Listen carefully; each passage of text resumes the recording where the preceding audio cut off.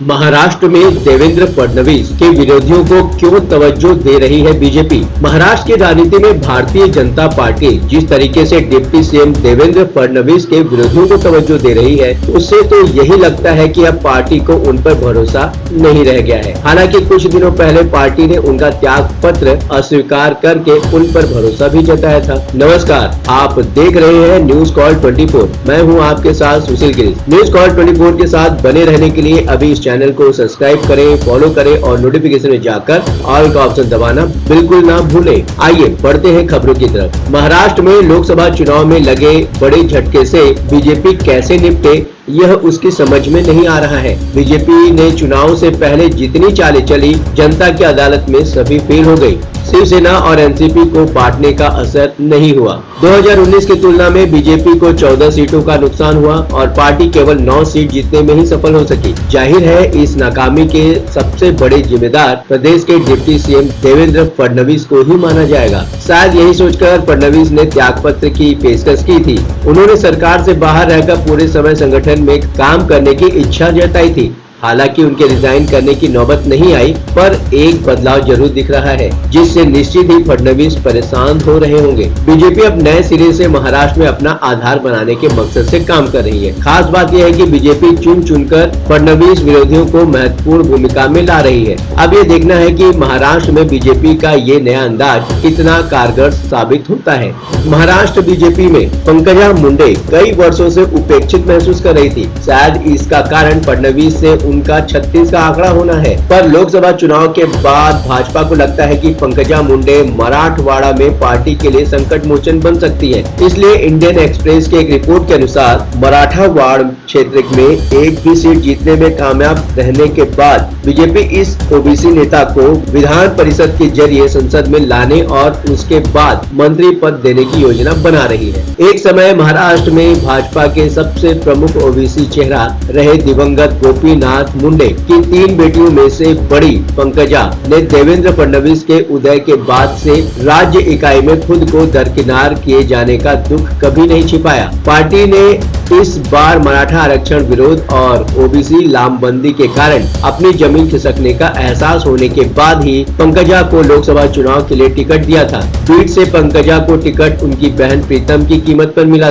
जो इस क्षेत्र से 2 बार सांसद रही। हालांकि पंकजा 6000 वोटों से मामूली अंतर से हार गई, लेकिन पार्टी अब उनके लिए एमएलसी चुनाव में जीत सुनिश्चित करने के लिए तैयार है। भाजपा के पास प्रदेश अध्यक्ष चंद्रशेखर बावन के रूप में एक ओबीसी चेहरा है, जो विदर्भ के रहने वाले हैं और जाति से तेली है। लेकिन मराठवाड़ा में एक ओबीसी चेहरे को सशक्त बनाने से मुंडे नाम के प्रभाव के अलावा और अधिक लाभ मिलने की उम्मीद है। गौरतलब है कि भाजपा इस बार मराठवाड़ा की 8 लोकसभा सीटों में से एक भी नहीं जीत सकी। मराठवाड़ा में कुल 46 विधानसभा क्षेत्रों पर पार्टी की नजर है और यह भी संभव है कि पंकजा को राज्यसभा में भेजकर नरेंद्र मोदी मंत्रिमंडल में शामिल भी उनको कर सकते हैं। एकनाथ खड़से कभी भी बीजेपी ज्वाइन कर सकते हैं। महाराष्ट्र बीजेपी के दिग्गज नेता रहे एकनाथ खड़से के बीजेपी ज्वाइन करने की अटकलें लोकसभा चुनाव के दौरान शुरू हो गई थी। हालांकि अब यह कहा जा रहा है कि अगले कुछ दिनों में उनकी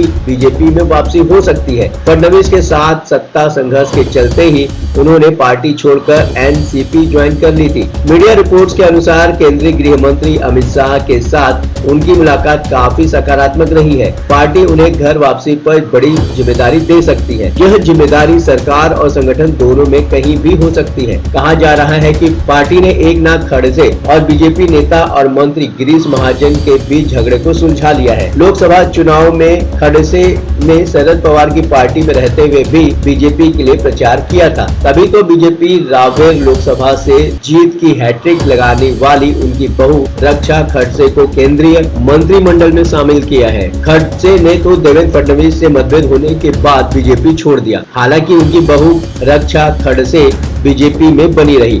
अगर खड़से बीजेपी में लौटते हैं तो न सिर्फ शरद पवार को झटका लगेगा, बल्कि जलगांव और इसके आसपास की राजनीति पर बड़ा फर्क पड़ सकता है। विनय तावड़े को भी मिल सकती है महत्वपूर्ण भूमिका। महाराष्ट्र के लोकसभा चुनाव में भाजपा को लगे तगड़े झटके के पीछे मराठों की नाराजगी भी एक प्रमुख कारण रहा है। कुछ ही महीनों बाद बाद होने वाले विधानसभा चुनाव में भी मराठे बीजेपी से किनारा न कर लें, इसलिए पार्टी किसी मराठी चेहरे को महत्वपूर्ण भूमिका देने की तैयारी में है। प्रदेश में मराठों की जनसंख्या करीब 34% है। इसे देखते हुए पार्टी का केंद्रीय नेतृत्व इस समय भाजपा के राष्ट्रीय महासचिव की जिम्मेदारी निभा रहे विनोद तावड़े की महाराष्ट्र की राजनीति में वापसी करा सकता है। विनोद तावड़े का 2019 महाराष्ट्र विधानसभा चुनाव में टिकट काट दिया गया था। फडणवीस के साथ मुख्यमंत्री पद के लिए वे भी तगड़े दावेदार थे। फडणवीस से नहीं बनने के चलते ही उन्हें पार्टी ने उन्हें महासचिव बनाकर संगठन के कार्यों में लगा दिया। बिहार के प्रभारी के रूप में उनके काम की काफी तारीफ हो रही है। नीतीश कुमार को एनडीए में वापसी कराने में भी उनकी बड़ी भूमिका रही। देश भर में बहुत से सेलिब्रिटी और दूसरी पार्टी के नेताओं को बीजेपी में शामिल करवाने में भी उन्होंने बड़ी भूमिका निभाई है। बीजेपी विनोद तावड़े के अनुभवों का लाभ महाराष्ट्र विधानसभा के चुनाव में ले सकती है। आप अपनी राय हमें कमेंट के माध्यम से भेज सकते हैं। लगातार खबरों के लिए बने रहिए न्यूज़ कॉल 24 के साथ। नमस्कार।